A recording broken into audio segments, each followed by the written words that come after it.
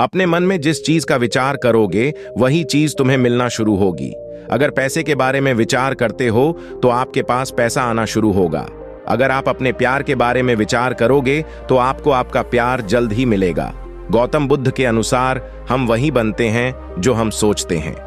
जिस तरह कोई व्यक्ति बुरी सोच के साथ बोलता या काम करता है तो उसे कष्ट ही मिलता है, वही यदि कोई व्यक्ति शुद्ध विचारों के साथ बोलता या काम करता है तो उसकी परछाई की तरह खुशी उसका साथ कभी नहीं छोड़ती। है वही गौतम बुद्ध की यह कहानी जो आज हम आपको बताने जा रहे हैं। इसे सुनने के बाद आप जीवन की सभी समस्याओं को चुटकियों में हल करने में सक्षम रहेंगे। दोस्तों, एक बार की बात है, महात्मा बुद्ध प्रवचन दे रहे थे। प्रवचन में आसपास के बहुत से लोग शामिल थे। सभी लोग ध्यान से बुद्ध को सुन रहे थे। कुछ देर में प्रवचन समाप्त हो गया। तब लोगों ने बुद्ध को प्रणाम किया और अपने अपने घर को चल पड़े। पर एक युवक वहां पर ही बैठा रह गया। बुद्ध की नजर उस युवक पर पड़ी तो वे पूछ बैठे, क्या बात है वत्स, कोई जिज्ञासा है क्या? युवक बुद्ध के पास गया और प्रणाम करके बोला, प्रभु, बहुत उलझन में हूं।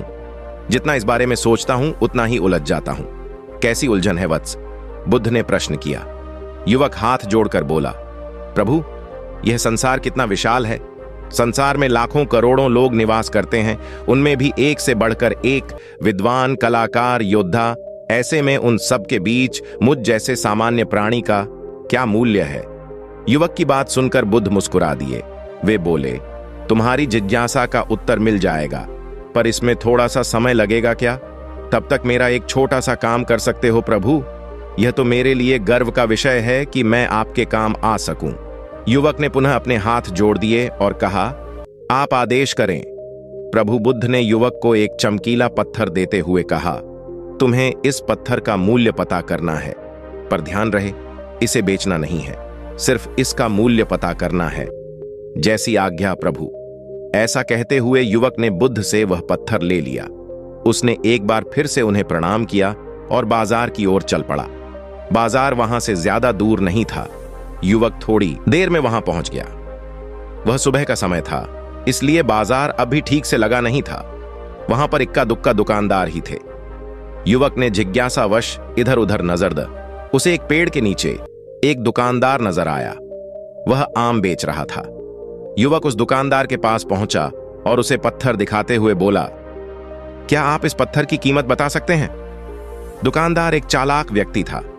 पत्थर की चमक देखकर वह समझ गया कि अवश्य ही यह कोई कीमती पत्थर है। वह बनावटी आवाज में बोला, देखने में तो कुछ खास नहीं लगता, पर मैं इसके बदले 10 आम दे सकता हूं। दुकानदार की बात सुनकर युवक को हल्का सा क्रोध आ गया। वह मन ही मन बुदायर, मुझे बेवकूफ समझता है। इतना सुंदर पत्थर और इसका मूल्य सिर्फ 10 आम। अवश्य ही यह झूठ बोल रहा है। युवक को चुप देखकर दुकानदार बोल उठा, क्या कहते हो, निकालूं आम पर? युवक ने दुकानदार को कोई जवाब नहीं दिया। वह चुपचाप आगे बढ़ गया। सामने एक सब्जी वाला अपनी दुकान सज रहा था। युवक उसके पास पहुंचा और उसे पत्थर दिखाते हुए उसका मूल्य पूछा। उस पत्थर को देखकर सब्जी वाले की आंखें खुशी से चमक उठी। वह मन ही मन सोचने लगा, यह पत्थर तो बहुत कीमती जान पड़ता है। अगर यह मुझे मिल जाए तो मजा ही आ जाए। क्या हुआ भाई, कहां खो गए? युवक ने दुकानदार की तंद्रा तोड़ी। सब्जी वाला चौंकता हुआ बोला, कुछ नहीं, मैं तो बस मन ही मन इसकी कीमत की गणना कर रहा था। वैसे मैं इस पत्थर के बदले 1 बोरी आलू दे सकता हूं। सब्जी वाले के चेहरे की कुटिलता देखकर युवक समझ गया कि यह दुकानदार भी मुझे मूर्ख बना रहा है। मुझे किसी और से इसका मूल्य पता करना चाहिए। यह सोचता हुआ युवक आगे बढ़ गया। सब्जी वाले दुकानदार ने युवक को पीछे से आवाज लगाई, क्या हुआ भाई, अगर आपको यह मूल्य कम लग रहा है तो बताएं तो सही, मैं इसे बढ़ा दूंगा। पर युवक ने उसकी बात पर ध्यान नहीं दिया। वह अब इधर उधर किसी ऐसे व्यक्ति को खोजने लगा जो जानकार हो और उस पत्थर की सही मूल्य बता सके। युवक को लग रहा था कि अवश्य ही यह कोई कीमती पत्थर है, शायद कोई जहरी इसका सही मूल्य बता सक। यह सोचता हुआ युवक एक जौहरी की दुकान पर पहुंचा। जौहरी अपनी दुकान को अभी खोल ही रहा था। उसने युवक को अपनी दुकान की ओर आते हुए दूर से देख लिया था। साथ ही उसने युवक का हुलिया देखकर यह भी भांप लिया था कि यह कोई गरीब व्यक्ति है जो संभवतः कोई गहना बेचने आया होगा। जौहरी ने हाथ जोड़कर युवक को नमस्कार किया और मुस्कुराकर पूछा, बताएं महोदय, मैं आपकी क्या सेवा कर सकता हूं? युवक ने बुद्ध का दिया पत्थर अपनी हथेली पर रख दिया और बोला, इसका मूल्य पता करना था। पत्थर को देखते ही जौहरी उसे पहचान गया कि यह बेशकीमती रूबी पत्थर है जो किस्मत वाले को मिलता है। वह बोला, पत्थर मुझे दे दो और मुझसे 1 लाख रुपए ले लो। कहते हुए जौहरी ने पत्थर लेने के लिए अपना दाहिना हाथ बढ़ाया, पर तब तक युवक ने पत्थर को अपनी मुट्ठी में बंद कर लिया था। उसे पत्थर के मूल्य का अंदाजा हो गया था, इसलिए वह बुद्ध के पास जाने के लिए मुड़ गया। जौहरी ने उसे पीछे से आवाज लगाई, अरे रुको तो भाई, मैं इसके 50 लाख दे सकता हूं। लेकिन युवक को वह पत्थर बेचना तो था नहीं, इसलिए वह रुका नहीं और दुकान के बाहर आ गया। पर जौहरी भी कम चालाक नहीं था। वह उस अनमोल पत्थर को किसी भी कीमत पर अपने हाथ से जाने नहीं देना चाहता था। वह दौड़कर उसके आगे आ गया और हाथ जोड़कर बोला, तुम यह पत्थर मुझे दे दो, मैं इसके बदले 1 करोड़ देने को तैयार हूं।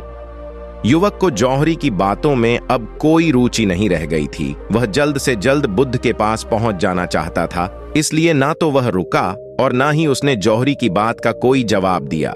वह तेज तेज कदमों से बुद्ध के आश्रम की ओर चल पड़ा। जौहरी ने पीछे से आवाज लगाई, यह अत्यंत मूल्यवान पत्थर है, अनमोल है, तुम जितने पैसे कहोगे मैं दे दूंगा। यह सुनकर वह युवक परेशान हो गया।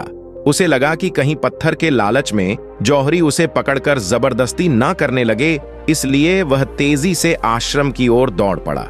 युवक जब बुद्ध के पास पहुंचा तो वह बुरी तरह से हाँफ रहा था। उसे देखकर बुद्ध मुस्कुरा दिए, फिर भी उन्होंने अपने चेहरे से कुछ भी जाहिर नहीं होने दिया। वे बोले, क्या बात है वत्स, तुम कुछ डरे हुए से लग रहे हो। युवक ने बुद्ध को प्रणाम किया और सारी बात कह सुनाई। साथ ही उसने वह पत्थर भी उन्हें वापस कर दिया। बुद्ध बोले, आम वाले ने इसका मूल्य 10 आम बताया, आलू वाले ने 1 बोरी आलू और जौहरी ने बताया कि यह अनमोल है। इस पत्थर के गुण जिसने जितने समझे उसने इसका मूल्य उसी हिसाब से लगाया। ऐसे ही यह जीवन है।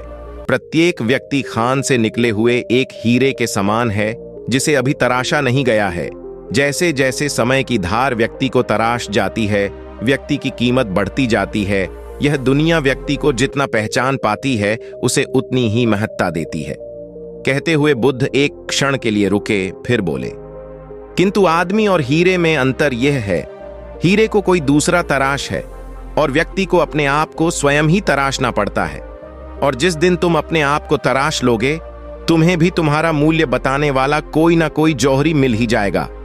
गौतम बुद्ध उस लड़के को यह सिख देना चाहते थे कि जो इंसान अपने मन में खुद के बारे में विचार करता है वह व्यक्ति उसी के समान बनता जाता है।